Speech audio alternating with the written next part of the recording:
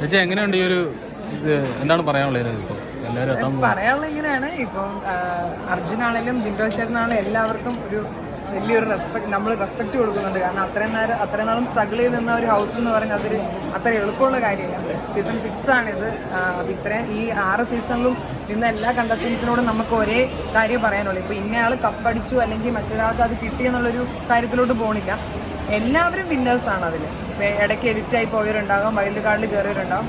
അതൊരു നിങ്ങൾക്കത് അത് കുറേയധികം പേർക്കും എന്താണ് ബിഗ് ബോസ് ഹൗസ് എന്ന് അധികം മനസ്സിലാക്കാൻ പറ്റില്ല. കാരണം നിങ്ങൾ വിചാരിക്കും ഇപ്പോൾ എയർപോർട്ടിലാണ് ഇറങ്ങി വരുമ്പോൾ പലരും ചിലപ്പോൾ കമന്റ്സ് ഇട്ടേക്കാം, ഇതെന്താ പട്ടാളക്കാരുടെ വീട്ടുകാരൊക്കെ പോണില്ലേ, അവർക്ക് ഇത്രയും വികാരമില്ലോ കാര്യങ്ങളില്ലോ എന്നൊക്കെ. പക്ഷെ അത് അങ്ങനെയല്ല.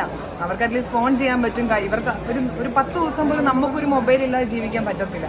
അപ്പൊ അതിലും വലിയ ഡിഫിക്കൽട്ട് ടാസ്ക് ആണ് അതിൻ്റെ അകത്ത്. അവിടെ ക്രിയേറ്റ് ചെയ്യുന്ന ഓരോ ഇഷ്യൂസ്, പിന്നെ അവരുടെ ടാസ്കുകൾ, അതൊക്കെ കഴിയുമ്പോൾ അവരെ മെന്റലി ഡിപ്രസ്ഡ് ആവും.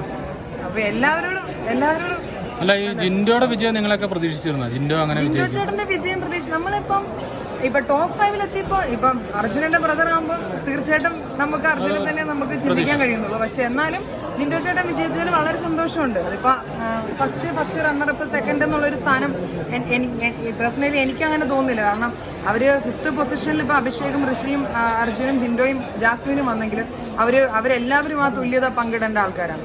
മീൻസ് ആ ഒരു പ്രോസസ്സ് മാത്രമല്ല. ചില വോട്ടിലും കാര്യങ്ങൾക്കൊക്കെ ഒരാൾ ഇച്ചിരി ഹൈ ആയെന്നിരിക്കാം. പക്ഷെ എന്നാലും എല്ലാവരും ഒരേപോലെയാണ്. എനിക്ക് അങ്ങനെ സന്തോഷമുണ്ട്. ജിൻഡോ ചേട്ടൻ കപ്പിട്ടിൽ സന്തോഷമുണ്ട്. അതിലേറെ സന്തോഷമുണ്ട് എൻ്റെ അനിയൻ അതിൽ 100 ദിവസം സ്ട്രഗിൾ ചെയ്ത് നിന്നു. മാത്രമല്ല അവൻ ആഗ്രഹിച്ച ഒരു മീഡിയയിലോട്ട് അവൻ ഇനി പോകുന്നത്, മീൻസ് ജിത്തു സാറിന്റെ ഫിലിമിലേക്ക്.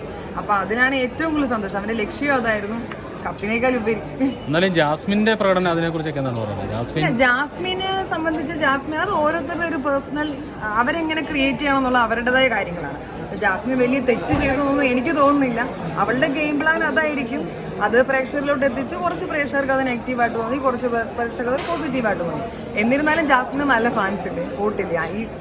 ഇവിടെ വരെ എത്തിയെങ്കിൽ ആ കുട്ടി മിടിക്കുക തന്നെയാണ്. മാത്രമല്ല ആരുമായിട്ടൊരു കണക്ഷൻ ഇല്ല. അവർക്ക് അവരുടെ അതിനുള്ളിൽ അവർ ആരെയാണെങ്കിലും ഒരു ബെസ്റ്റി ആയിട്ട് നോക്കും.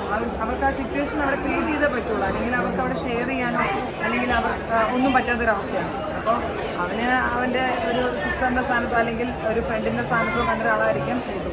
അവർ തമ്മിൽ നല്ല ബോണ്ട് ഉണ്ടായിരുന്നു. സെയിം ലൈഫ് ലിജോ എല്ലാവരുമായിരുന്നു. ഇത് മാത്രമല്ല, പക്ഷെ എന്നാലും നമുക്ക് കുറച്ചുകൂടെ പുറത്തോട്ട് കിട്ടിയത് ശ്രീതു അർജുൻ എന്നുള്ളൊരു കോംബോ ആയിരുന്നു. അങ്ങനെയായിരുന്നു. ജിൻഡോ ചേട്ടനെ കപ്പ് കിട്ടിയത് വളരെ സന്തോഷമുണ്ട്. കാരണം ഞാൻ അർജുൻ്റെ സിസ്റ്റർ ആണെങ്കിലും ഞാൻ പോയ എപ്പിസോഡിലാണെങ്കിലും നമ്മൾ അർജുൻ എന്നൊരു വ്യക്തിക്ക് വേണ്ടി മാത്രമല്ല അവിടെ പോയത്. അവിടെ എല്ലാവരും, ഇപ്പോൾ അഭിഷേക് ആണെങ്കിലും ജിൻഡോ ചേട്ടനാണെങ്കിലും ജാസ്മിൻ ആണെങ്കിലും എല്ലാവരെയും എടുത്തു പറയേണ്ട ആവശ്യമില്ല. എല്ലാവർക്കും എല്ലാവരും നമ്മുടെ വീട്ടിലെ ആൾക്കാരെ പോലെ തന്നെയാണ്. അവരെല്ലാവരും ഒരു ഹൗസിലായിരുന്നു.